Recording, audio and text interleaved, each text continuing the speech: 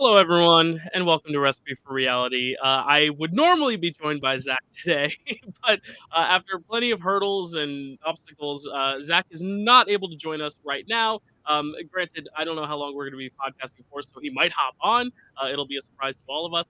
But I'm joined by not one replacement, but two, because we can't replace Zach. But if we are going to try, we're going to join.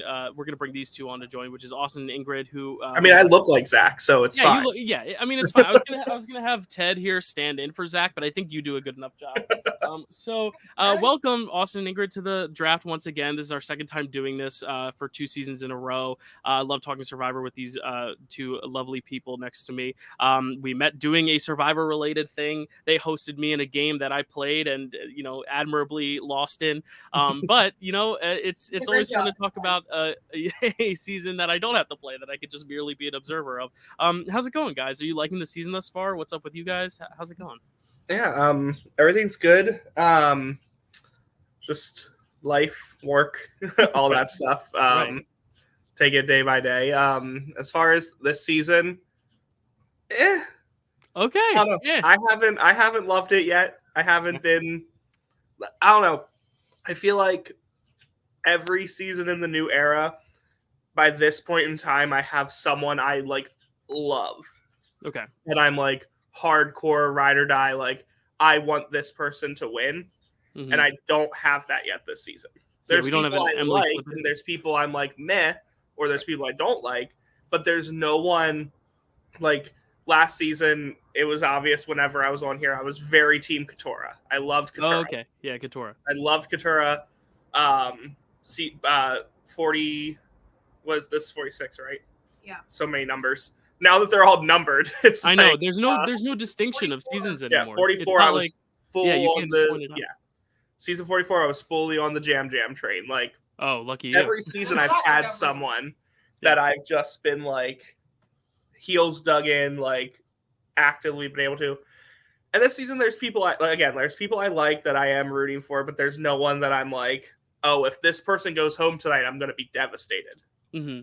Yeah, this is my first experience of watching a season where the preseason I was high on so many people, and then once the season started, I've kind of shifted. Not that I'm lower on those people, but like this is the first time where like my winner pick is not the person I'm 100% backing the whole way. Whereas last season, my winner pick was Kelly, and then when we got to this point, I was like, I still want to back Kelly, even though I picked Drew first overall, which was more for strategy because Drew got a lot of points, he got a lot of things, he found a lot of little tchotchkes. Yeah, so I mean, like, I think this season, Made it farther than Kelly. It was one of those things where there was someone that I wanted to back, but I was like, they're not going to do very well. But now I'm kind of like backing them again. So we'll see when we get there. I don't want to tip my hand. Ingrid, how are you liking this season so far? I like it. I think that kind of similar to what Austin is saying, but like I feel like there's a lot of characters we don't know yet. After these first 2 episodes, which is kind of crazy because there's already been 4 hours of Survivor. Right. But like I feel like because one tribe has gone to tribal, like we know those people really well, and we have still gotten some content from the other ones, but we just like don't know them as well, or we haven't heard from them as much, and so I feel a little bit different about how I am thinking about them in a draft sense versus the others, because it's like I know these purple people real well. Yeah. But if they keep losing, ain't none of them getting to the end. So like it's kind of like a double-edged sword in that way. But I am enjoying it. I'm enjoying the characters that I'm seeing. I feel like I've heard a lot of people be like, oh, Survivor's casting like the same types of people. But I don't think that's true. I feel like this season we have a lot of people that like are different from what we've seen before. So that's a really fun thing to watch unfold. Yeah, and recently we did see the Jeff Probst interview with Rob Cesternino where he was like, we're not going to cast villains anymore. But last episode, I think a lot of people were kind of in the boat where it was mostly a villain-centric episode. You know, you had the Venus stuff with Tevin and Soda, all of them looking villainous in some sort of way, even though I think the narrative leaned in favor of one over the other. And then you saw in the Purple Tribe, I mean, all of them kind of bluffing with the fake idol with Jess. Some people kind of took that on the internet as a form of bullying or something. So it's like you have people who are complaining about Jeff not wanting villains, but then when there are villains, they're complaining that they're being too villainous. So I think, what I interpreted as was like Jeff Probst is going to stop casting people who are overtly going on the show to be a mean person, kind of like your Russell Hanses, your Scott and Jasons, and they're going to cast just real people. But if they still get villains out of it, I think that's okay, and that's what makes Survivor. Exactly. I love it. I completely agree. Yeah, and that's what's been fun for me is like this last episode watching all the villainous behavior. But I agree. I think the Green Tribe and Orange Tribe in particular, I still don't know all the tribes' names by heart, but like they are much more centric around one dynamic. Like the Green Tribe is very much either centric around Ben and his like kind of vibes, or Charlie and Maria being the center of all the drama. That's 3 people out of 6. I feel like the other 3 aren't being shown as much. And then Orange, it's really about Venus, her being the outsider and her trying to find her way in. And sure, there are supporting characters in that. Like Randen got a lot of focus last episode, but it was more circumstantial because of the advantage. And then Tevin obviously is a big character, Soda a big character, but I feel like it's very much the Venus storyline and then the Charlie in the middle storyline, and then Purple is where you get all the nuance. But again, like you said, Ingrid, it's like if they keep losing, are they going to make it to the end? Because you could either have a Tika situation from 44 where the final 3 of the final 4 are from the same tribe that got decimated early on, or you have a Lulu situation like last year where Caleb and Emily made the merge and then Caleb didn't go much further. You two keep talking. I'll be right back. Yeah, no worries. Emily was really the only one of that tribe that kept losing to make it far. So it's like it's really a gamble. It's like, who do you put your favor in? Because right now Purple are the biggest characters, but does that mean they're going to go furthest? Is there a specific moment from these first 2 episodes, Ingrid, that you've liked the most, or a specific aspect that you've liked that's maybe a little different, like the idols or anything along that note? The Jelinski meltdown, anything like that? Yeah, I mean, I've enjoyed. Sorry, I'm stuffing my face. No worries. Hey, it's dinner time. I've enjoyed with the idols that they are not what's the word I'm thinking of? Like they only have to wait until they lose to like try to find it, right? And so like there's a lot less people going to tribal without a vote, right? You have an opportunity to get your vote back by the time risk you're in tribal. Still there, but it's a lot less people actually like going without a vote for a long period of time, which I appreciate. Because, the vote is such an important part of Survivor that I think when we take that away, it takes a little bit away from what's going on in the game and how it's set up. Like I know, like you said, Austin and I host a game, and there was a season that we played where risking your vote was part of the mechanics. And I remember there was a tribal that there were like 8 people, and a person went home with like 3 of the votes majority because so many people didn't have votes. Right. And like that, to me, I don't like that. So like I like that a lot. And I would say my favorite moment, that I didn't anticipate being my favorite so far, the one that stuck out to me is the great war, if you will, between Charlie and Ben going back and forth with the different songs. I personally am a huge Swiftie, so it was really fun to like listen and play to along. Another person be like, here's all, and like kind of play along. But I love that we got that because it was a 2-hour episode. That would not have been aired if it wasn't. That's a secret scene fully. They filmed that knowing 1,000% a secret scene. So it was really fun to like see that in action and like we got more out of both of those characters because of that scene. Mm-hmm. Yeah, I agree. And I do think, honestly, I wish there was more character focus on the people who aren't as dominant in the strategy, because Charlie's been a big part of the strategy over there. So I feel like Charlie we know really well. And I think that's what your first point was of like, it's 2 hours, but I feel like I don't know everyone. Whereas last season, I feel like we knew everyone so far off the bat. Even though Lulu kept losing, we still knew everyone at this point. I think because because Bello just had the big personalities of Bruce and Katora, and maybe because Reba was going to go on to dominate the game. Which makes me wonder, is Green just going to fizzle out? Are they going to keep winning and then just not be a big part of the merge? Or are they just heating up their storyline for later? Because I feel like we're still getting a lot of orange and a lot of purple, but I'm very interested to like see where, the season's going to go from here, because 2 hours for the first 2 episodes is a lot of time, and for the second boot being as straightforward as it was, because Jess was a very straightforward boot. It's very interesting how they've decided to still spotlight purple so much in that episode. Austin, I was just asking Ingrid this. Is there something you like about the... I know you said you've been kind of mad on the season, but what has been your favorite aspect of the season thus far, if you had to pick like a positive? Oh, no, I actually did kind of find the whole... I will say, if there's someone, I don't want to say this yet because I don't kind of want to Okay, spoil. we can make it part of the conversation if you want. Yeah, we can. I was like, I don't want to fully spoil my first pick because okay. spoiler alert, I will be taking first pick because of Zach's power rankings. Let's get into the draft just because that'll kind of segue us into talking more about the season. I just want to get your thoughts on it, but I do want to bring up first our power rankings from last week that Zach and I did. We did also have Jess in the same spot, so we're still tied 33-33.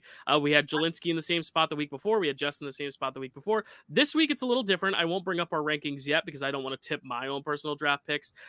But if we want to look back at the last draft that we did, Austin did win it, so he will be getting the choice of if he wants to go first, second, third, or fourth. Then Ingrid will choose, then I will choose, then Zach will choose. And how we're doing it is Zach has sent us his rankings of this is kind of both his power rankings and who he wants on his draft team. So we're just going to go in order. Whoever's the most recent name on the list that hasn't been taken will be Zach's pick. So Austin, you are going to get the first pick if you want it. Do you want first, second, third, or fourth in this draft?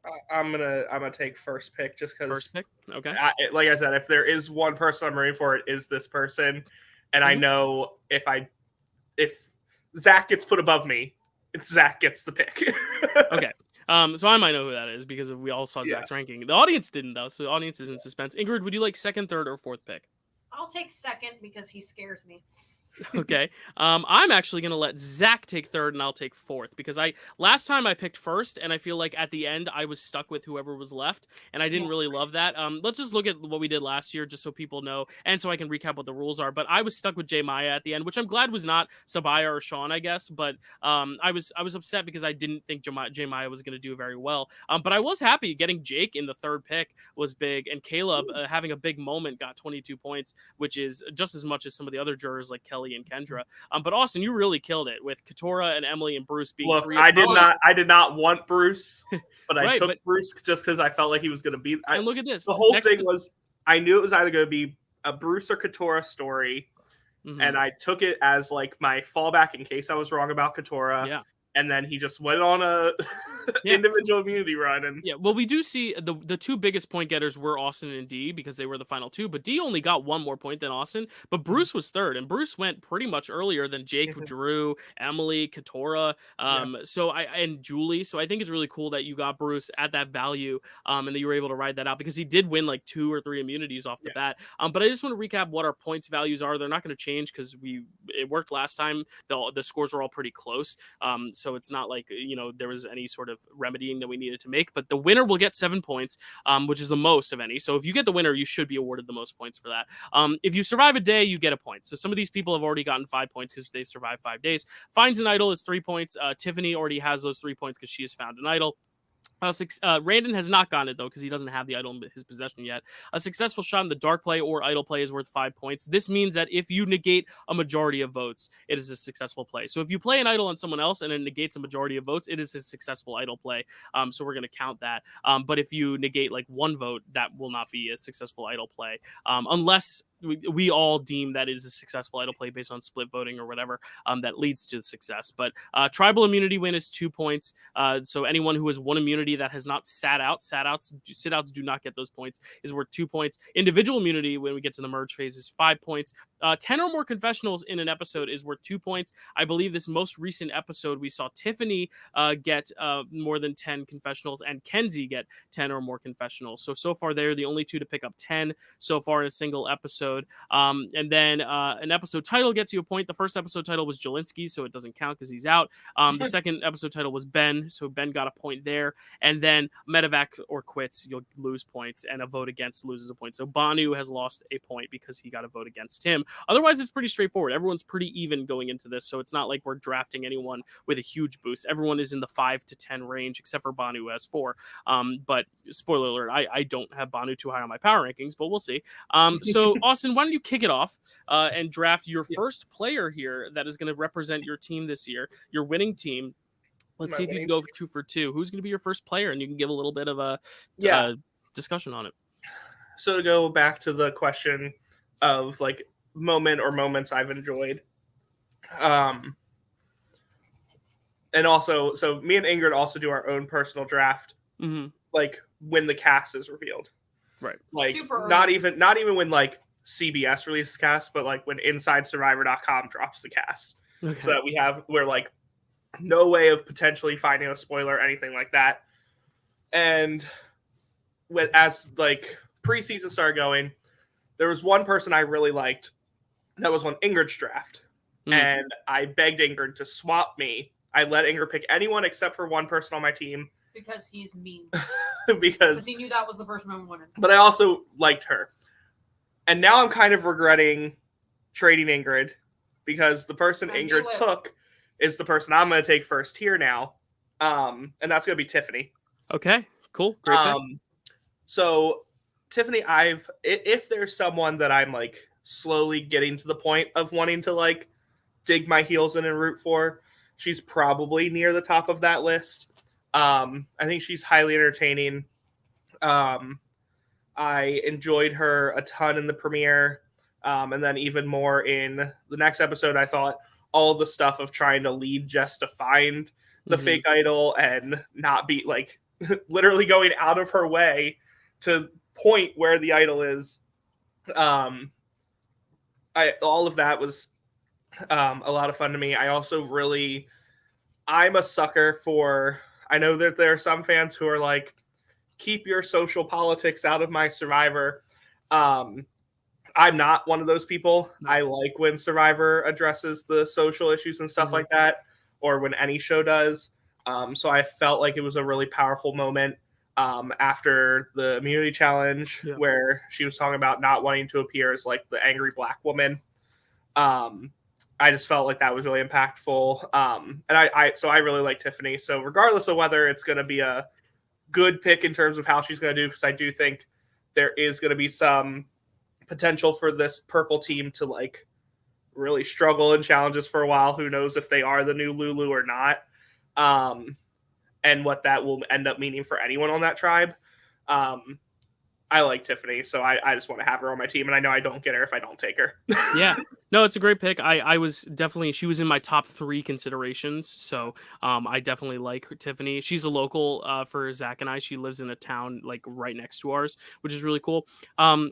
So I'm a big fan of Tiffany. She was I think my fire-making loser preseason prediction. Like I had her going Final Four. Zach had her being the runner-up of the season. So we're both very high on her. She has that idol, which is going to help her. And I think, thinking short-term, they're going to lose some challenges in this pre-merge phase. But once they get to a swap or once they get to individual phase, like I could see her winning immunities. She's very clearly strong. Her and one other contestant have shown that like they are the strongest women on the cast, which we'll get to when we talk about the other person. But I really do think Tiffany's a solid pick. The only thing I'm worried about is kind of what you said too, is the purple tribe going to be targeted once they hit the merge, or are they going to snake by like the Tika 3? And that's going to be the question. Is she going to be a big enough threat at the end? But you've proved you don't need the winner to, have the best team. So I think Tiffany has longevity, which is most important. I do have a question for both of you though. What do you think about that fake idol move against Jess? Do you think it was a good move? Because they did it solely so she wouldn't play a shot in the dark. Do you think it was worth going through all that and then going as far as to having Q hand her that idol to almost, I guess, embarrass her at Tribal Council? Or do you think it was embarrassing? Because Jess seemed to take it take it fine. Yeah, I mean, Jess didn't seem too upset or hurt about it. And I think Jess kind of figured it out. I think Jess knew based on the beads on. I think she was worried about it, but I did not see it as like the bullying that a lot of people did. No. Right, I didn't either, but I was just curious. Yeah, and like as a fellow person with ADHD, like I know a lot of people were like really upset to see her like on the outside, but like that's a lot of what being a person with ADHD is like, just in general. Yeah. Like I don't think that they were slighting her on purpose. But also like she didn't take it too poorly, which like I feel like if it made her upset, I would feel a little bit differently. But like if it doesn't hurt her, like why do you care? But like at the same time, I do think it was strategically sound, at least in the sense of like they had just seen Shot in the Dark's work. Like this is a part of the game now that is important to look out for.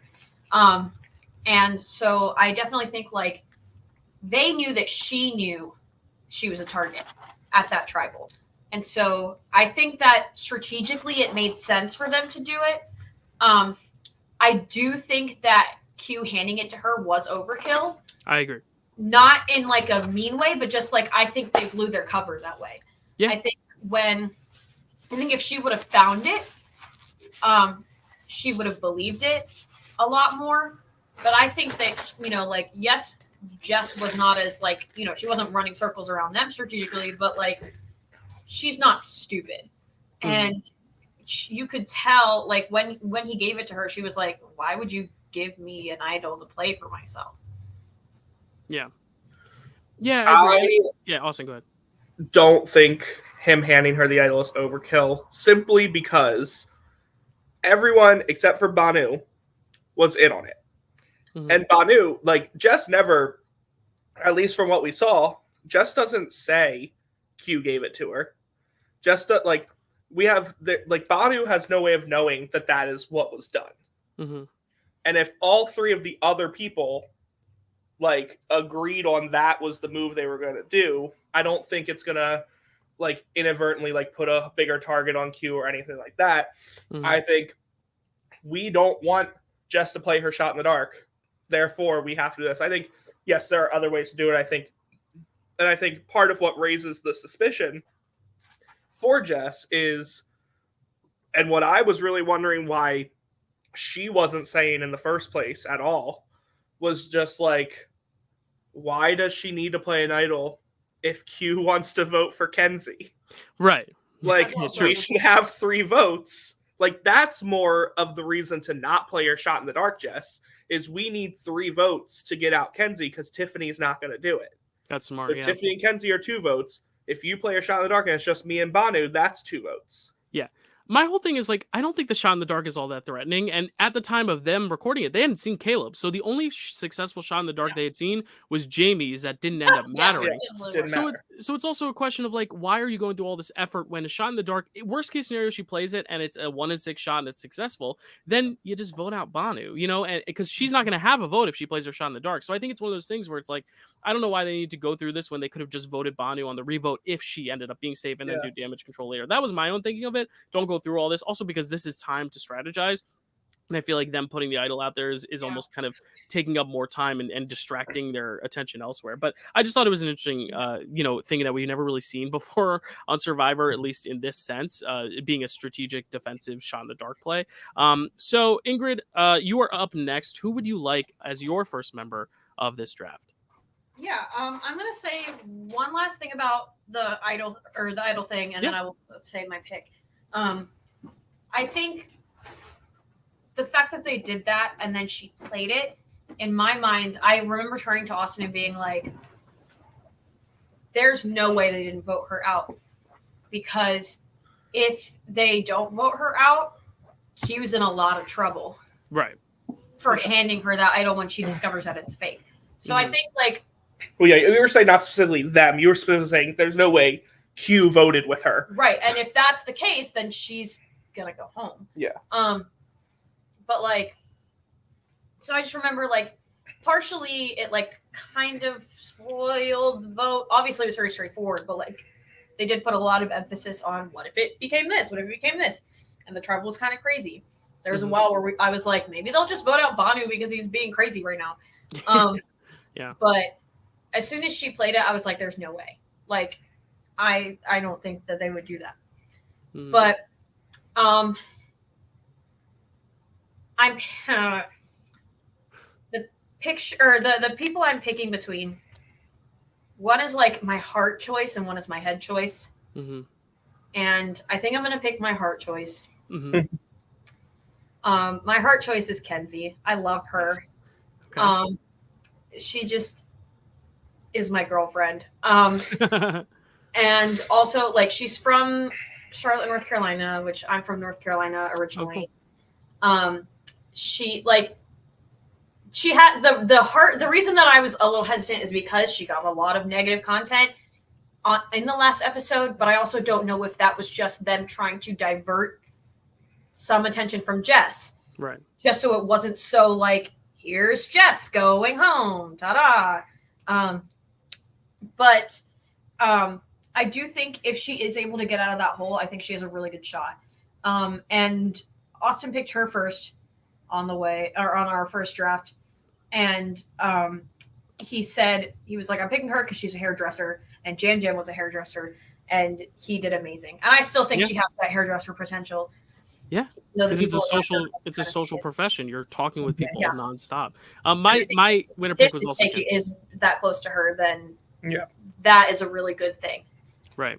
And I picked Kenzie as my winner pick preseason for that reason too. I just thought she had the social capital and capability. Now I'm worried she's just going to be such a big target that I don't know how she's going to Mhm. get to the end. But the thing is, in a fantasy draft, you don't need to get to the end. You just need to be a confessional machine, which she is. You need to be a center of Yeah. a lot of the storyline, which she is. And I think she could still make a deep run, even if she doesn't make the final tribal, let's say. And if she makes final tribal, I think she has a good chance of winning because she's very well spoken. And one thing that I like that is almost like kind of something to look for in like a winner's edit is there's a lot of talk about her being a good player, and a lot of the other contestants Yes. talk about how good she is. Do we get her now because she's great, and if we don't get her now, she might win? I think that's a good thing because it shows that the other characters or the other contestants are weary of her, but the fact that they didn't vote for her shows that she's doing something right, and the fact that the show wants to tell us, the audience, that she's a good player, I think is a good sign. So I like Kenzie a lot.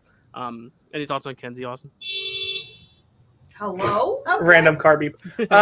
No, I like she said, Kenzie was my first pick preseason. I think she's set up well for a while. There's some like hesitation with Q, but the thing is like Kenzie also knows about Tiffany's idol. So she kind of has like that kind of power in terms of the knowledge. Socially good. I think if we get another swap this season like we had last or a couple seasons ago, like I think, or even last season we had one too, but like I think in general Kenzie will be able to adapt, and I think we will get a swap, and that'll kind of save her from any hot water she might be in on purple right now. And I think while Tiffany and Q are starting to see Kenzie's threat level, I think there's a potential where she could get into another tribe where if she's with someone like Tevin or Soda, who are also these big social personalities, maybe she does fade a little bit into a background where she's not seen as much of a target or threat. Yeah. So Zach is next up, and Zach had Tiffany at 1 and Charlie at 2. That is his power ranking. I'm kind of going as it goes. So Charlie will be Zach's first pick. Charlie's in a great spot. He's obviously in the middle of that tribe. I don't think anyone wants Charlie out, so he's sitting pretty. The only worry I have is if it's a tribe swap. Like, this reminds me a lot of Kelly and Brando, like a lot about Kelly and Brando. The problem is he's much more of a central figure than Brando was. So I think Charlie is in a better position than Brando was last season, though they were in a similar edit. So I like Charlie though a lot. I think it's a good pick for Zach. It's a good pick. So everything you said, I can't really say much more on Charlie. I think he's a solid pick. He's going to be here a while. I think I was down on him preseason, but he's been surprising. He's good. So okay, we're all agreeing. Don't get me wrong. Yeah. So there's someone, energy, but more social. Right. There's someone preseason that I didn't have many expectations from, but I put them high on my ranking because I wanted to root for them, because they're the type of player that I always typically root for that never really does well. And then they started this season and I was like, yeah, they're not going to do well. But now in the second episode, I'm thinking it might be turning into an Emily Flippin situation, and a little less severe, because I think Emily was very, very overtly number one target. I think they're looking at each other because I think you know what I'm going with. I'm picking Venus number 1. Period. Because here's the thing. I love Venus from her preseason stuff, and I said she's either going to be the next Parvati or she's going to be a pre-merger. And I'm taking a lot of risk here. But the thing is, even if she's a pre-merger, I still see her getting like maybe 10 confessionals in her boot episode. I still see her and Randen have the edge, because if Randen finds that idol, they have the power to do pretty much whatever they want as long as they stick together. And I was so upset because the first episode, it looked like Randen was going after Venus, and as soon as Randen found the advantage, it was like, well, Venus is effed. She's done. No one likes her, and Randen, her biggest opposition, is now has the idol, or is going to get the idol. But the difference is, instead, he realized, I'm on the bottom, so I'm going to go for the person that I didn't want to work with, because we're both on the bottom. And now there's a great alliance with Randen and Venus. I'm really excited to see how that kind of formulates. And many people would say she's in a lot of danger, and I don't think she's the safest one on that tribe, or even on this whole season. But I do think the edit is clearly making us want to root for Venus in that moment, when they played the whole clip of Soda taking the idol away from her, and, showing Tevin kind of being a little like shady behind her back. Like, I really do think the edit is pointing. They want us to like her. They want us to like her. And I feel like if she was going to be this huge villain that was going to go out early, I think they would have leaned into the negative much more. But I think because of Emily, I have to believe that she's going far. And I really do think this is going to be a really big season for her. I don't think she's going to win. Like, because even if she does make it to the end, I don't know if she's going to have that respect, but I think she's going to be a viewer favorite. And just looking at, you know, what you had last year, Austin, you had Bruce and Katora who were going at it one another. You had Emily with this great redemptive arc. And I think those three people kind of mirror Venus the most, where Venus is getting into fights with people. She has this redemptive arc, but if it works out, I think she's going to get a lot of points. And I personally want to pick a team that I want to root for, because last year I picked Caleb, who I liked, but wasn't my favorite. I picked Drew, who I liked, but wasn't my favorite. I love Jake, but I didn't feel like I was rooting for my team, whereas here I want to actually root for my team. I want them to be my favorite players. So Venus in the one. I was not rooting for your team either last season. Yeah, no. But I'm taking a bold pick. She could be out next episode. She could be, you know, going deep. I don't know. Do you guys have thoughts on Venus? Are you on Team Venus, or are you on Team Tevin and Soda, or do you like them both?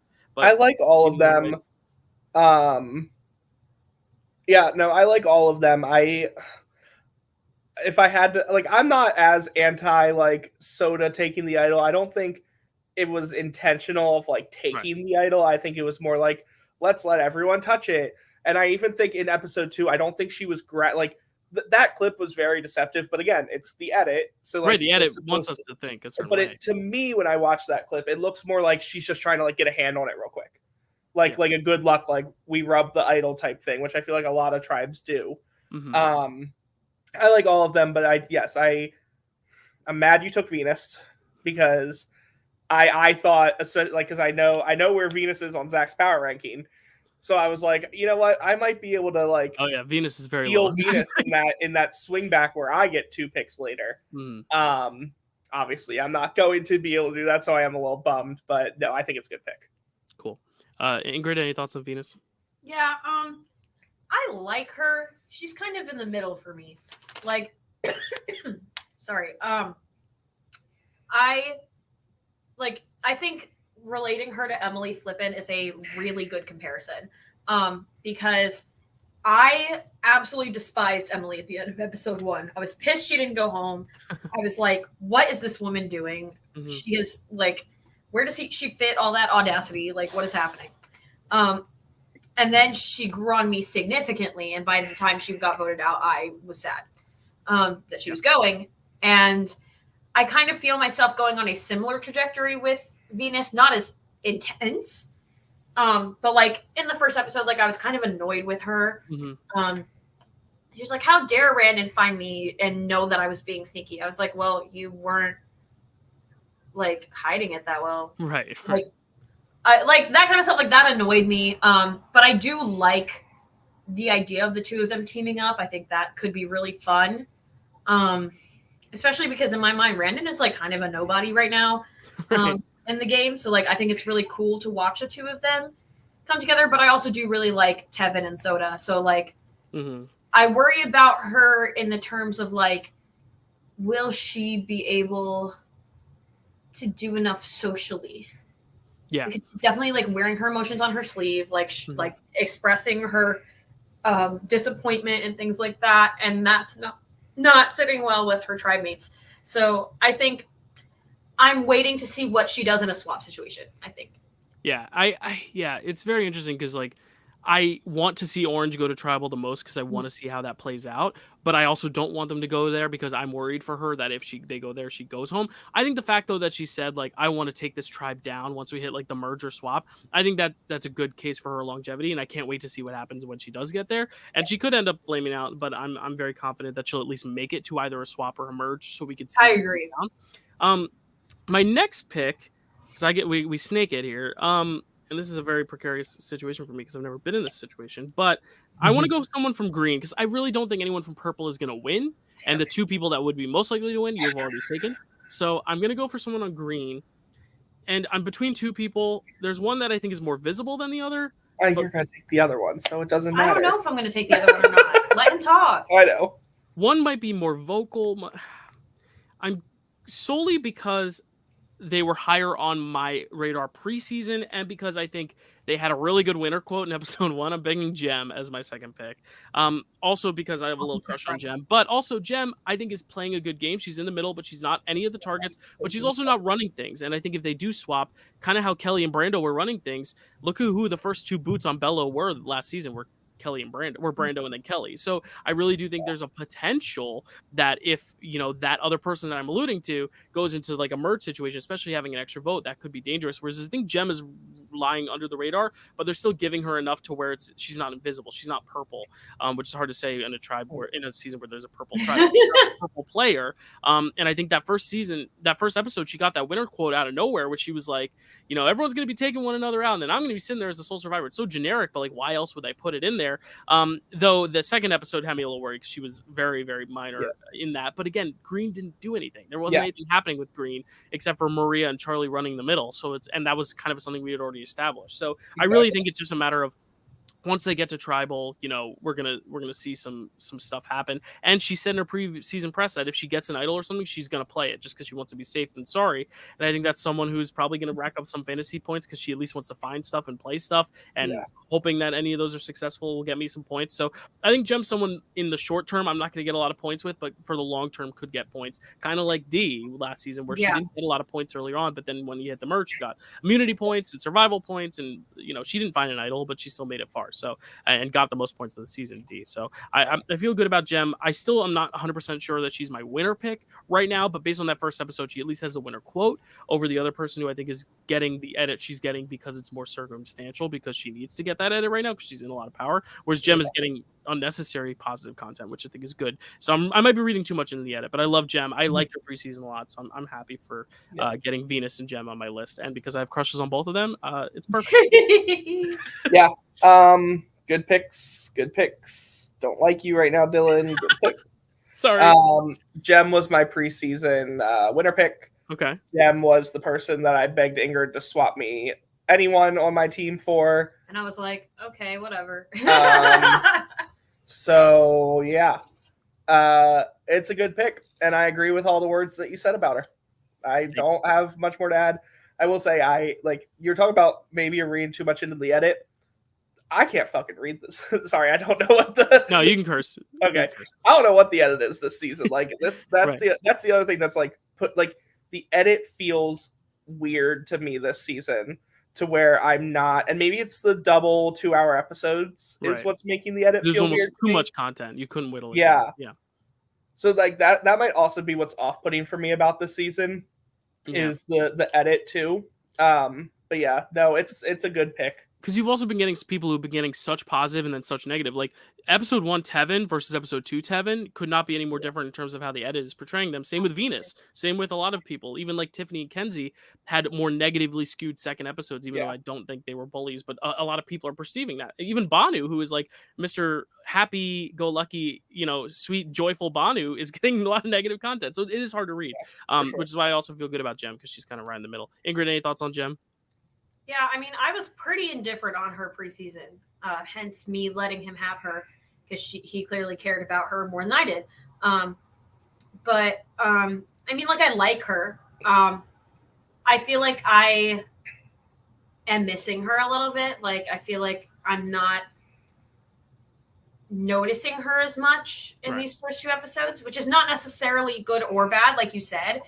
Something that I thought about when I was trying to even think of who I'd want to pick for a draft, I was like, the people that are getting a lot of content, why are they getting a lot of content? Is it circumstantial, like you were talking about? Is it are they getting a lot of content because they're the winner? Are they getting a lot of content because they're going home next episode? Mm-hmm. There are so many reasons that a person could be getting a lot of content versus not getting a lot of content. Right. Obviously, the new era has been really unique in its winner edits. True. You have somebody like Erica that nobody thought was going anywhere, versus Marianne, who was present most of the time and had a more standard winner edit, or somebody like Gabler that people were like, what is happening? And so it really could be anywhere. So I like her. I honestly wouldn't be surprised no matter what happens to her, because she's so in the middle. She could win, she could go somewhere in the middle, she could go tonight, and I wouldn't have any idea. But I like her. I like her, and I think she's a good pick regardless. Well, Zach's next on his list. So he had number 1 is Tiffany, number 2 Charlie. His number 3 was Hunter. So he's getting Hunter on his team, coming in with 9 points. Hunter, I think, had a really, really good first episode. A lot of people online were quick to call him the winner after that episode. But then episode 2, he got barely anything. And then I need to watch episode 1 again because I was so confused when so many people were like in love with Hunter after the first episode. I was like, why? I think it's because he's the good old Southern boy, and he had that whole thing of like, I'm annoyed at these camp songs, but I'm not going to tell anyone. Yeah. I'm also going to align with the person who's most different from me. I think he's like almost playing a very JT Token Teens like game. The problem is you're on the new era, and people can spot that just like they spotted Venus as a parvati. Yeah. So I do think Hunter has big upside, but also big downside, especially because the preview is showing Venus targeting him. But that also makes me feel like he's safe this week because they wouldn't show it in the preview if it wasn't the case. Yeah, I have no issues with Hunter. I was just very taken aback when so many people were like calling him the winner after the first episode. I was like, did we watch different episodes of Survivor? Because I think everyone had like there were a lot of people with big, substantial, good moments in episode 1. I mean, Tevin got the whole first 5 minutes with one monologue. So like, how are you going to be quick to call Hunter the winner when Hunter's in alliance with a guy who opened the season, similar to Carolyn? But I don't know. Any thoughts on Hunter, Ingrid, and then we can transition into I mean, I definitely am kind of in Austin's boat here, where I was like, "What are you talking about?" I did not perceive the camp song situation the same way that a lot of people are. I felt like it was very Marianne and Jonathan coded. And I'm not like using the race card here when I say this, but like overeager black girl being excited and being enjoyed by her tribe versus like stoic southern white boy that is being a curmudgeon about it and is annoyed and like who won. In my mind, but like at the same time, you know, it could not be that at all. I was relatively high on him in the preseason, but in my mind, he's like this season's basic white dude, and I'm like, okay, cool, like whatever. So like, I think let Zach can have him. I'm fine. Yeah, he could be someone who's just like in the end game, but like isn't gonna win, or he just wins, but he's more of like your standard basic. We haven't had a basic winner like that in so long. Even Gabler was an anomaly, because of how unique. We haven't had a basic white dude winner since like Tommy, and even then, like I feel like Tommy was still a little different because he didn't win challenges. You know, he didn't find idols, so he was at least a little bit more, I guess, more basic. But that's very interesting. All right, Ingrid, who's gonna be your next pick though? Oh gosh, there's a lot of people on the board that I like. A lot of good people. I've been kind of racking my brain this whole time trying to decide which one I was going to go for first. Like which ones I feel like are likely to still be here when it's my turn. I'm looking at our draft on the wall over there to remember who's left. I think I'm going to pick. We just talked about this person a little bit. I think I'm going to pick Tevin. Yes. Yes. Sorry, I'm happy. Whoo, you were going to get Tevin if you didn't take him here, but you took him. Him saying yes makes me upset. But I'm picking Tevin because whether he wins or not, people are talking about him.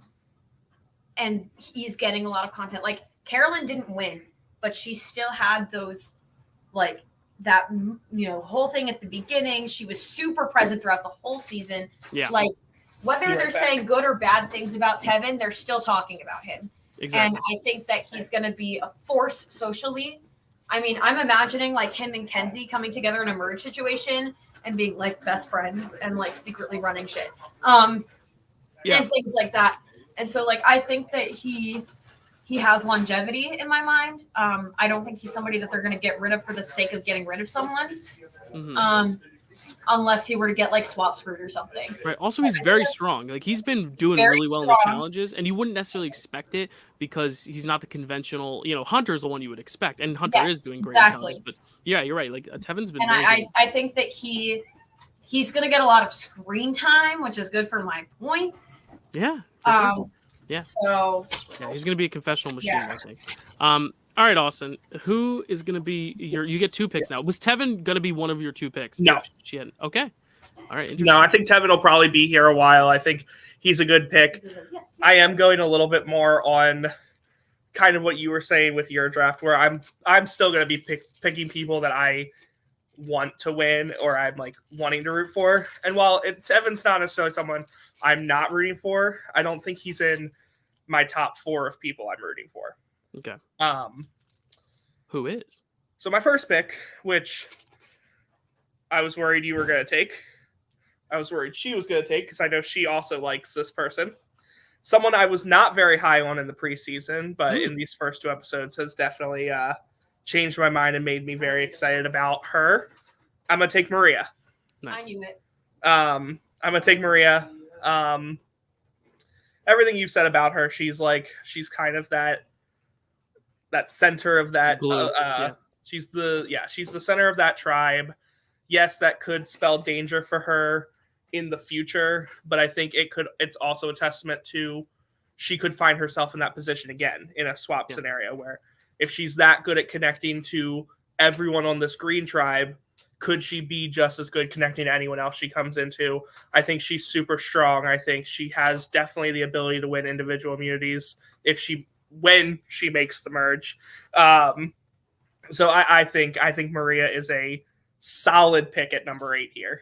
Yeah, I like Maria a lot. My only hesitation is that because of Jelinski, everyone knows that Tevin and Maria have more power because of the extra votes. But again, I don't think that necessarily matters. It's 1 vote.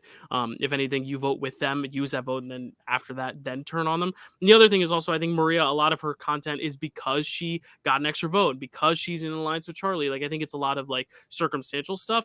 They're not like going out of their way to portray her well, but when they are portraying her, they're portraying her well. So I think Maria has good longevity. She could be someone like Tiffany who goes early merge, or someone like Carolyn or Heidi who makes it all the way to the end, or she could end up winning. Like, I think she has a lot of good, longevity potential for sure. I like her a lot. Ingrid, any thoughts on Maria? Or? Yeah, she's a queen. I just would be remiss if we didn't mention this before we move on. Just the way that she absolutely schooled the crap out of Jelinski in that situation where he needed to lie, and she was like, I'm gonna give you another shot. Yeah. And like mommed the crap out of him, but like in a cool way.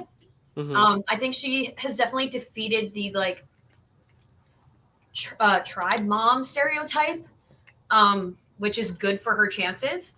Right. Because people in that mom archetype like typically either go really early or they aren't taken seriously at the end. Right. So I think her breaking that mold is good for her. I definitely do like her. So Austin is correct that I do like her, and I'm sad that she's not on my team, but I'm also okay. Austin, what's going to be your next pick? You get 2 in a row now, or this is your second one. I do. So torn. I knew I wanted Maria. That's why I was happy when she said Tevin.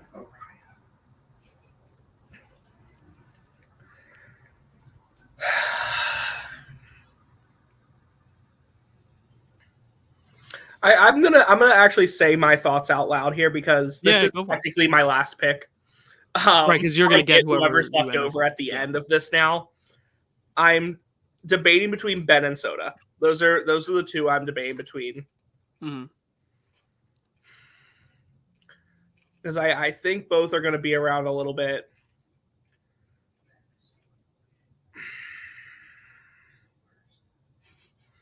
We have our friend over who comes to watch Survivor with us now, and he's whispering over there what he wants me to do. It's like the conscience. He doesn't want me to pick either of them. So. Are you surviving or you nah me, Austin? Nah me. You know what? We're gonna continue to go with the idea that I'm picking people that I want to see do well and I want to root for my team. So go ahead and give me Soda. Okay. I think she's a lot of fun. I think she connects well with people. I think in the world where if Randen and Venus do link up, they do find this idol, they do end up using it to do something. I don't think it goes against Soda. At least not from the Venus standpoint. I think even though Venus is a little like upset about like the idol taking thing, I think after Randen, Soda is the person that Venus has connected to the most. So I don't think she would let Randen go that route. Randen is also the person who went to Soda too, and we've seen like a Randen and Soda relationship. So I think in the event that those 2 do gain some power, I don't think they turn it on to Soda. I think they do turn onto like a Tevin or a Hunter instead, or they just get rid of Liz because she's insufferable. Oh, none of us have brought her up yet. But yeah, I agree. So, thankfully, I'm looking at Zach's power rankings, and I know that I won't be left with Liz. Probably, hopefully, there's a chance. There's a chance. I know there's a chance, but and if I do, I'll talk about Liz and I'll find some way to swing it into a positive. But anyway. Yes, my pick here is Soda. I think she's going to be here a while. I think she can give us. I think I can get some episode titles out of her. I think I can get confessional points out of her. And I think she's low key like once she's out there for a little bit and used to the conditions a little bit more. I think she could become a threat in challenges as well. Soda or Liz? Soda. Oh, okay, we're not talking about Liz, right? I wasn't sure.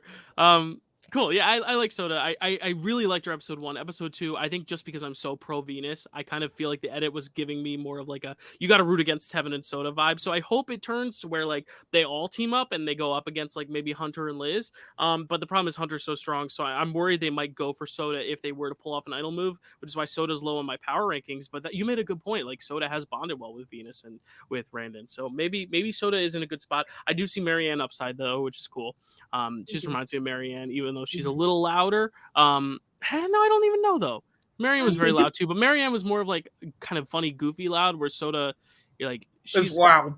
She's like yeah, but I love Soda. I love her. You know, it's hard to just you know what I mean though. You know. Yeah. I know exactly. What you mean.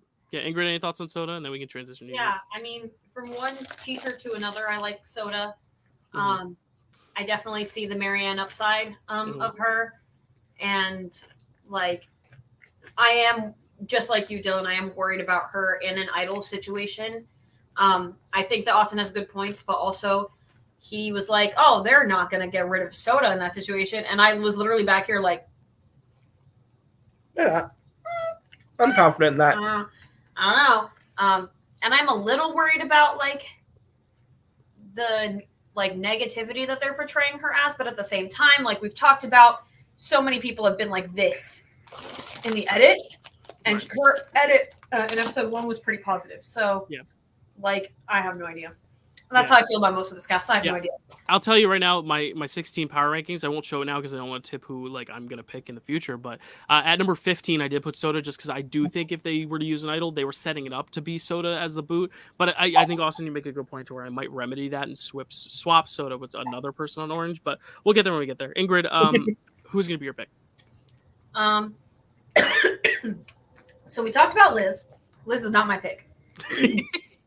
You picking her twin? I'm going to pick her twin. Okay. Mo. Mo. I like Mo a lot. When we did our literally looking at pictures, names, and occupations draft, Mo was my first pick. I think that she is smart. I feel like though she hasn't had a ton of content, her content has all been positive to me. I haven't really seen anybody saying anything negative about her, which is a good sign. I don't know why I remember this.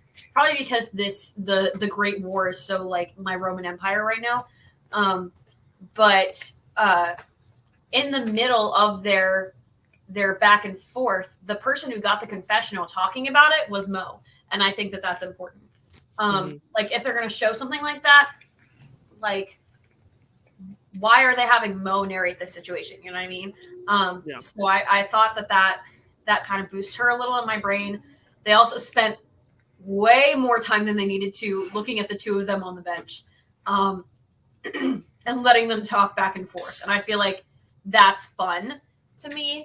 And I feel like part of it is like, maybe one of them is not gonna make it as far and the other one will be there longer, so it was like important to show this meeting of the twins or whatever.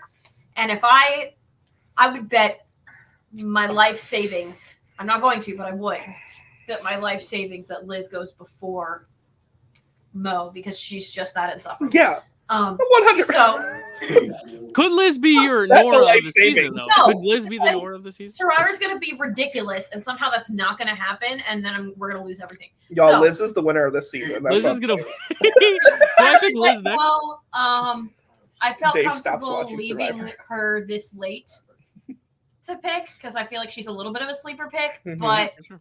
I like her a lot, and I think she has longevity. And Cool. and like you said, I want to root for my team, and I'm rooting for her. Yeah, for sure.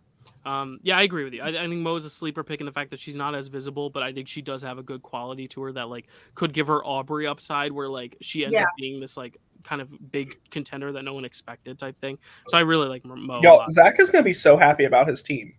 Yeah, I mean he's getting Q next. I'll just say it right now. Yeah. So Zach's power rankings. If we're He was the continuing other on- person I was thinking of. Yeah, Q is who I wanted next, so I'm kind of mad that it went the way it went. If only Zach had swapped his 6 and his 7.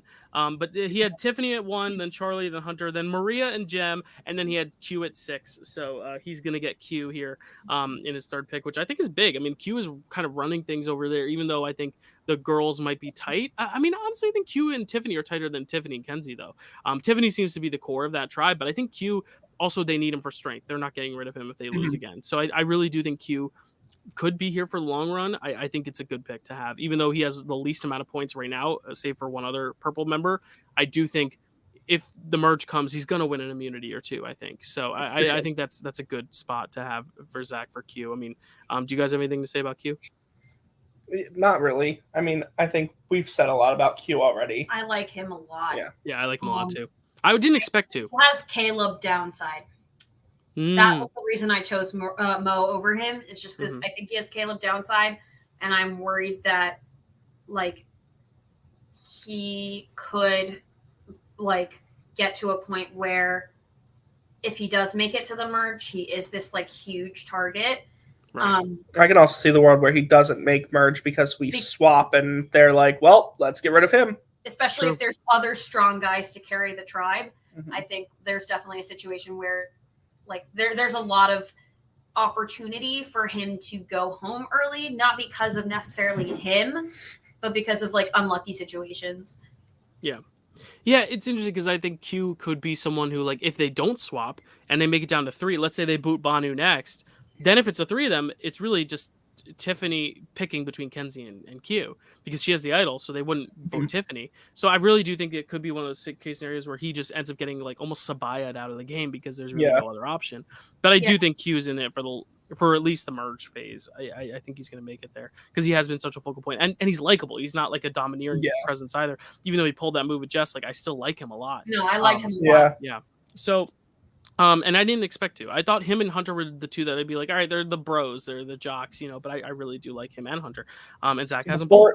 Before your pick, can we set who are the 5 people left? Because I'm the 5 people left in alphabetical order are Ben, Banu, Liz, Randen, and Tim. Ben, Banu, Liz, Randen, and Tim. And I'm going to take Randen off the board here for my next pick. I think Randen's someone preseason I was very low on. I was like, I don't think Randen's going to do very well. But he is, as long as he can figure out the cipher after their tribe loses, if their tribe loses, he's got an idol, which is going to get me points automatically unless he really royally fucks it up. I could see a world, honestly, where he doesn't find it and goes home that night just because he can't find it. I can or see Venus goes home because he can't find it. But if he finds it, I think him and Venus are going to work together, and I would rather go all in on both of them than split hairs and just hope that, one happens or the other. I'm going all in on Randon finding this idol, using it to make a big move with Venus, and then running the game with Venus, and maybe getting like 6th or 7th place. That's where I'm kind of going with Randon. I don't think he's going to win, but third round, my penultimate pick, I think Randon's a solid choice because he's on the brink of finding an idol, and I am all in on Venus, so I've got to be all in on Randon too, which I didn't expect because he was her biggest opposition episode 1, but I like him a lot. See, that's where I wouldn't be as confident in the Randon pick, or I wouldn't have the same idea of like, if I'm all in on Venus, I have to be all in on Randon, because I think the way this edit has been, like how we've all said, like kind of like this, where like we had like Tevin's a hero, Soda's a hero, and then Tevin's evil, Soda's evil. And then like same thing, like these two hate each other, these two are now working together.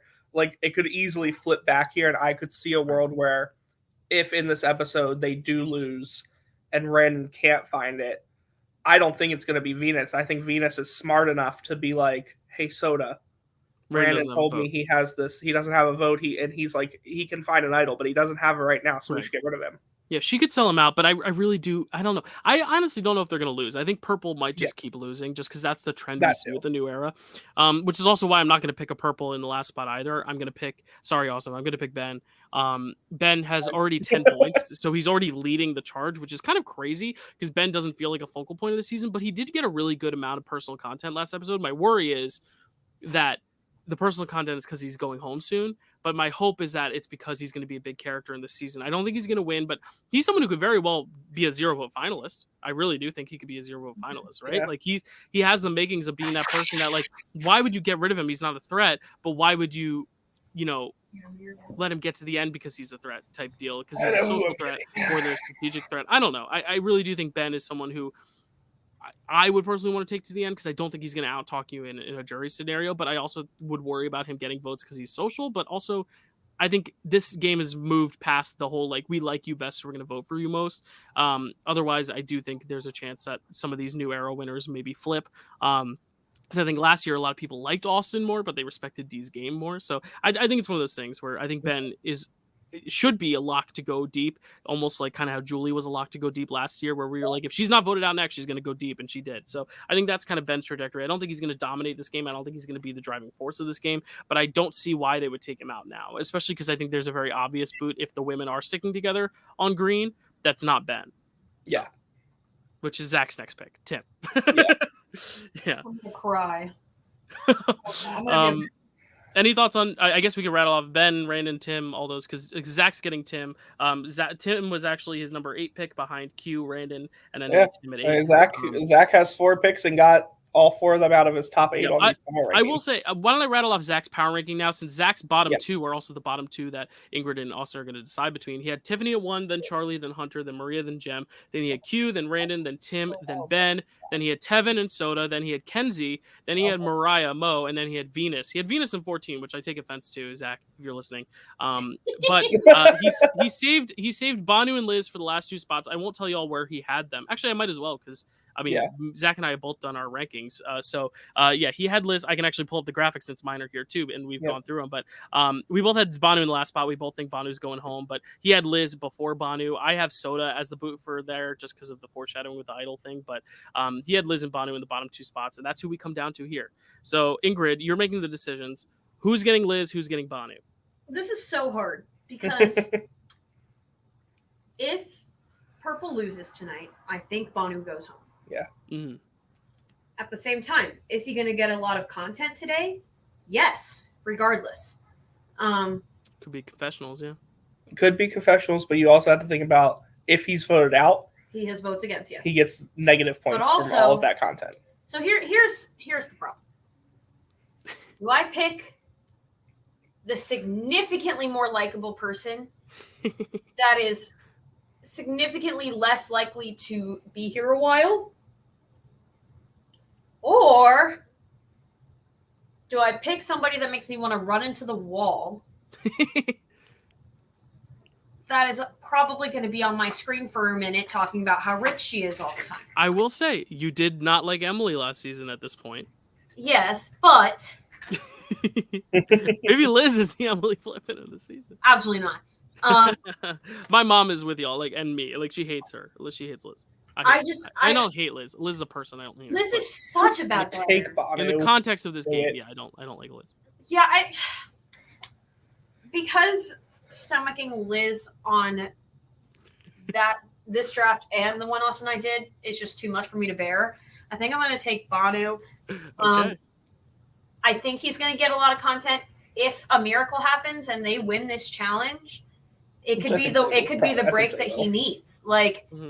For all we know, episode 4 is a swap, and he ends up in a much better position in that way.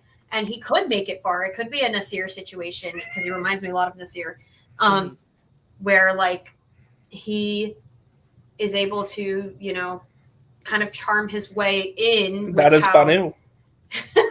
With how likable he is, and he does have this huge passion for the game. So I also feel like I'm not saying that Banu is going to win, because that's insane. But I also could see, if all the stars align to this point, which they're not even near each other right now, But if all the stars aligned and he did make it to the end, like he does have that passion to give a really good final tribal performance, in my opinion.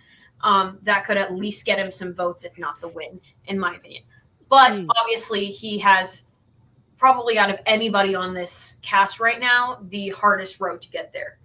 Yeah, he has Sean downside in the fact that he could be out next. Yeah, he could be out next, or he could be the tie of the season, tie on Korong, where he's this kind of lovable outsider, not really in with the strategy, a little too paranoid, but because he's this kind of like international, like sweet, darling jungle man, you know, he's favorite in like the he's end. a survivalist that's really like helpful to them, all that kind of stuff. So like there's a lot of positive for Banu if he can get past tonight. If he doesn't, you know what, like. At least I could root for him for an episode. Right. Which takes us to Austin, your final pick. You want to say out loud who you're picking? Give me the minimum 24 points that come with Liz, because she's here, whether we like it or not, for a while. And if we get even the glimpse of a redemptive, feel bad for Liz story in the slightest in the next couple episodes, give me the 26 points, because she's sitting at that final tribal getting 0 votes to win. Well, and here's the thing with this, though. Like, at this point, if you're Randen and Venus, you still need numbers. You're still 2 people. If you play an idol, you still need the majority. Why not scoop up Liz? Because obviously Tevin doesn't like her. So if you're like, if Tevin doesn't like you, come join us. Then it's 3-3, and you have an idol. Tevin has an extra vote, but if you have an idol and you can get out Tevin with that extra vote, then you're 3-2. So technically, Liz is the person everyone should want to scoop up right now. So that's the case for Liz. The problem is I don't think anyone's rooting for her. And the show is not letting us root for her either, which is tough. It's like Jelinski. The edit is burying her, which makes me think she's out soon. But I don't know. Yeah, I think that there's the 0 vote finalist is definitely a scenario that Liz could be in. If she is, I might cry. Because I don't want to listen to her talk for that long. But like, I'm gonna get a Team Liz shirt after this. Can't stand you. If you win this draft, Austin, because of Liz, I think you should wear a Team Liz shirt, or I think you should make Ingrid, myself, and Zach wear Team Liz shirts. Yes, everyone has to get a Team Liz shirt if she's the reason I win this draft again. I'm gonna burn it with fire. But like, my concern about her longevity is that like. Oh, period. Sorry, I have a full female team. Look at me go. Slay. And Zach has a sausage party, so. Women's History Month, but yeah. But the downside is, like you're saying, like, yes, she should be in this fantastic position on her tribe, and in my mind, she's just not, because she's so. I don't want to say unbearable, because that's like so mean, but it's like she will not shut up about how awesome she is, how much money she has. Like, why does anybody want to work with somebody like she's that? Not unbearable. Her edit is. Her edit is making her incredibly annoying to watch. And if that's how she is on the island, I can't imagine them wanting to keep her around. If I was on an island with somebody like that, I would vote them out just so that I didn't have to deal with them anymore. And I'm worried that it's the Abby Maria thing. A la Natalie Cole. All right. Yeah. Can I talk about Liz now? Yeah. Talk about why you did you pick Liz also? No, it's fine. No, I know she's not my pick. No, I'm joking. Besides my like jokes about like give me the 24 points, stuff like that. I know earlier I was like, I hate Liz. And like there's part of me that does. But I was talking to a coworker of mine who watches Survivor, not the one that's here now, but a different one. He had like brought up Survivor, and I was like, I genuinely don't actually know how I feel about Liz. Because while yes, I think it would probably be irritating to live with her, and the edit is a little bit annoying of like the things that she says, I'm also living. For me, she's entertaining. Like it's annoying to some people, but I crack up when she says this shit, because I'm like, this is a real, like, she's real. This person's real. It's like a Sam. Debbie Wanner. It's like Sam on BB20. Yeah, or Debbie. Natalie Cole. I love Natalie Cole too. It is like Debbie Wanner. It is so Debbie. She's Debbie Wanner upside. And you broke my heart. She is the second juror of this season. So I will take. The problem is Debbie got voted out though because she was running shit. Like she actually ended up having capital. So Liz is about to run this game for a bit of time. Get ready. Liz is gonna win. We're gonna right in here. I'm just gonna recap everyone's. I'm gonna recap everyone's teams real quick, and also update on how many points we each have going in, because we are collecting points from the first 2 episodes. That's how we roll with this. So Austin is getting Tiffany with 10 points, Maria with 9 points, Soda with 9 points, Liz with 7 points. So his total right now is 35. It's still so early, so like all these totals are gonna switch. We're all within the 10 points of one another, so it doesn't really matter. Ingrid is getting Kenzie with 7 points, Tevin with 9 points, Mariah with 7 points, Banu with 4 points for a total of 27 points. Zach is getting Charlie with 9 points, Hunter with 9 points, Q with 5 points, Tim with 9 points for a total of 32. And I'm getting Venus with 9 points, Jem with 9 points, Randon with 9 points, and Ben with 10 points for a total of 37. So I am technically in the lead, but anything can happen. And I'm going all in on green and orange. So if purple wins tonight, I might be losing someone. So I'm very excited. We'll see what happens. I just want to really quickly, once again, just share Zach and I's ranking for anyone paying attention to our power rankings game. I have Maria and Charlie in the top spot, and Tiffany for her idol for obvious reasons. And I have Randen and Venus. I'm just going all in on them. I love them. Then Ben, then Q, then Tevin, then Jem, Mariah, Tim, Hunter, Kenzie. I think if anyone's in danger, it's Liz, Soda, or Banu, and there's Zach's ranking on the right. So we're gonna, at least as long as Charlie doesn't go home, one of us is gonna take the lead tonight, which is good, which is exciting because we've been tied for too long. Just blanket predictions. Who's going home tonight? Austin, Ingrid. We're about 40 minutes out from the episode. I'll start with you, Ingrid. Who's going home tonight? Oh gosh, I hope it's not Banu. If it's not Banu, I'm gonna say. Can I pick one from each tribe? Sure. Yeah. Who's in the most danger on each tribe? We'll do it that way. I think Banu's in the most danger on purple. Yeah. I think I'm going to say Liz is in the most danger on orange. And I'm going to say that Tim is in the most danger on green. Yeah, we didn't really talk much about Tim, but yeah, Tim's in a bad spot. He needs a swap. Tim's invisible. And which is kind of why I feel like keep saying who's Tim. Yeah. So there's that. Cool. Yeah, I'm with you. I agree. I would say maybe. Apparently, sorry. Go ahead. No, I would say maybe. I think Orange has the most people invulnerable, like Soda, Liz, Tevin, Hunter, and Venus could all be, and Randon even. I think all of them could be, invulnerable. Whereas I think Tim and Mariah, if the girls decide to go with strength and boot Mariah, I wouldn't be surprised. But if they go with the girls thing and go Tim, I wouldn't be surprised. I think everyone else is safe on that tribe, and then I think Banu's out on purple. Austin, what were you going to say? And then who's in most danger? So interesting because you had sent the confessional tally thing. We're talking about who's Tim. Tim's invisible. Both Jem and Mariah have less confessionals on the season than Tim does. Yeah, that's true. Which is interesting to me because I feel like and Liz and Hunter. Yeah. I was specifically getting green. Well, yeah. My friend Dave, who is the other one here, he the other day sent me this though, which is a confessional count by second. They time them. That's smart. In that, he is third from the bottom. The only two people with less confessional time are Liz and Jem. Oh, Jem. Okay, interesting. Jem has the least amount of confessional time. She's only had 40 seconds of confessionals this season. Interesting. So maybe my pick of Jem is not a great. Maybe she's gonna get swapped. I think it's a little bit of a sleeper But pick. a thing that he was here. I'm gonna show him for 2 seconds. This is Dave. Hello. Oh, no, Dave does not. Dave does not want to be seen. That was iconic. It's okay. Our friend Dave, who comes and watches Survivor with us, and is on the floor now.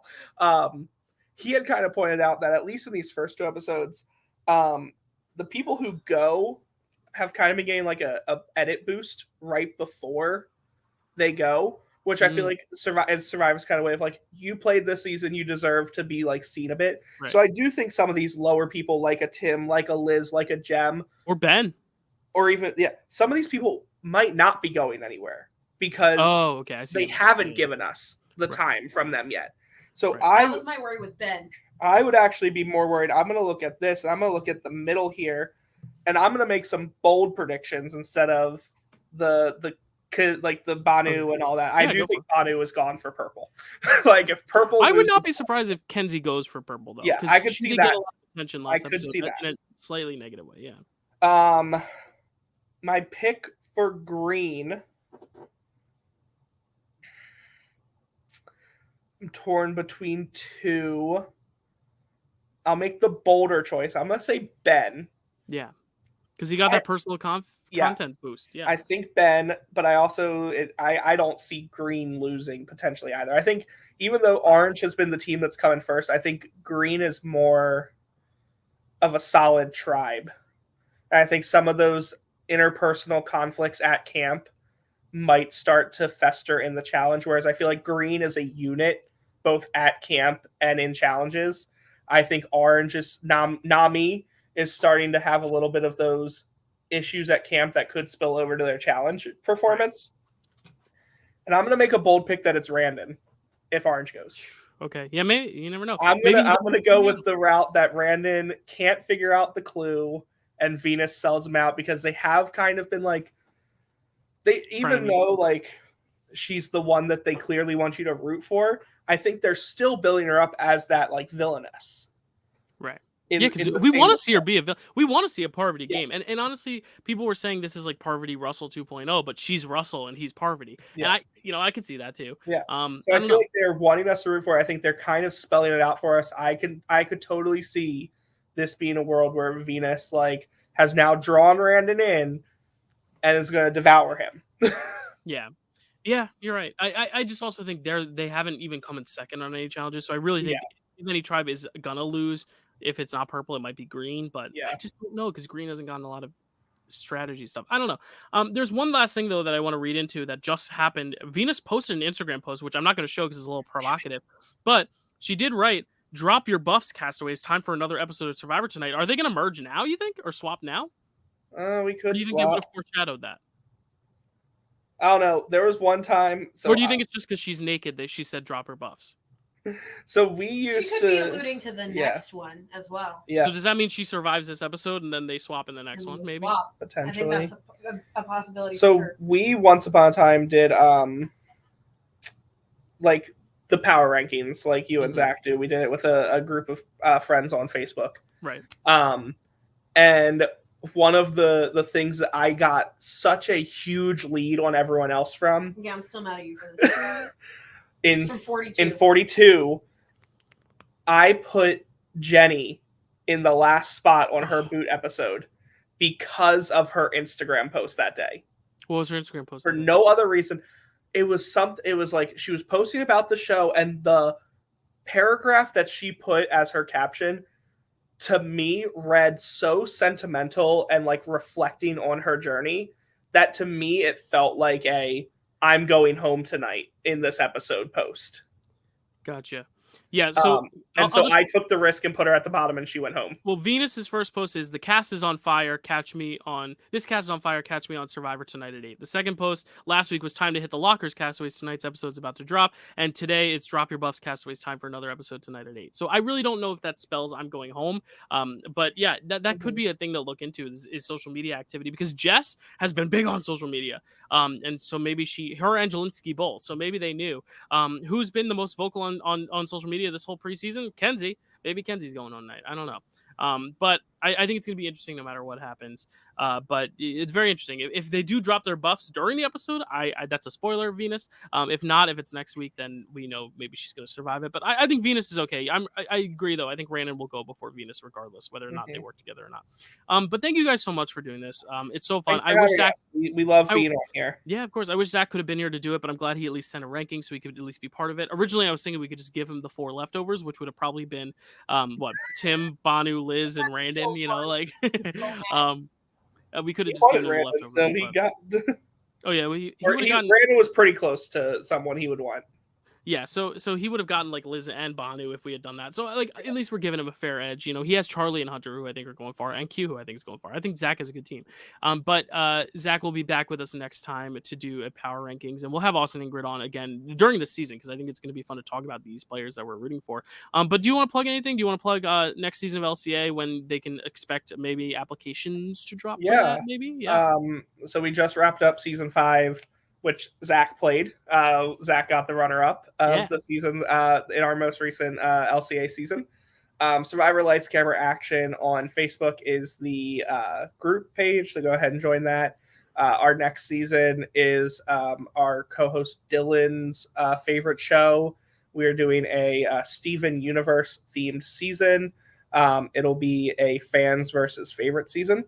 So we will have 10 new players that haven't played LCA before and 10 who have, going head to head. And applications for that will probably drop either by the end of this week or next week.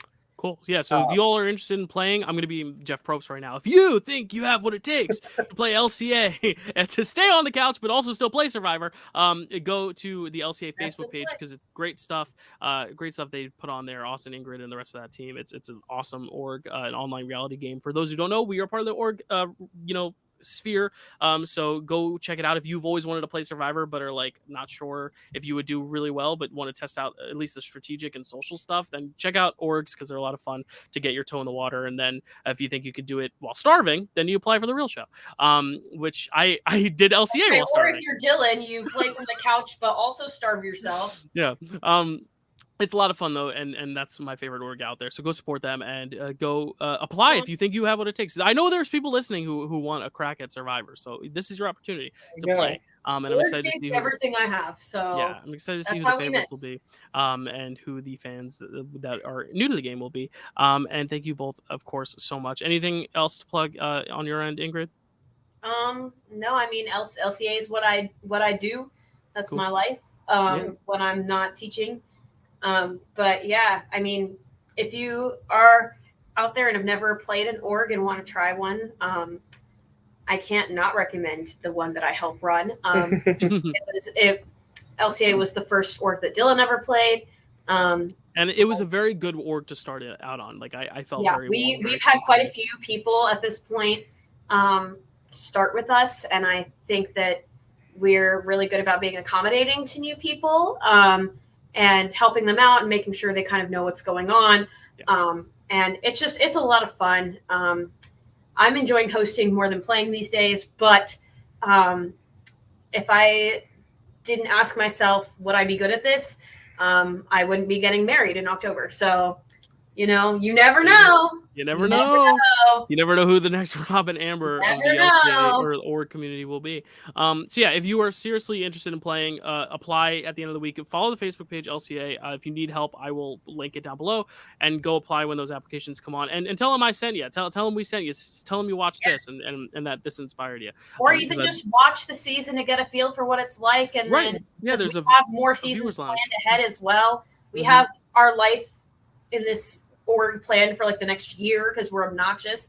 So we have lots of fun themes coming as well. If Steven Universe isn't really your thing or you want to watch to see what it's like, we have a great fantasy group where people pick players to root for just like this and get points and stuff. And we live stream all of our tribal councils and stuff. So everybody gets to watch along with us if you're not playing. So it's still fun even when you're not playing.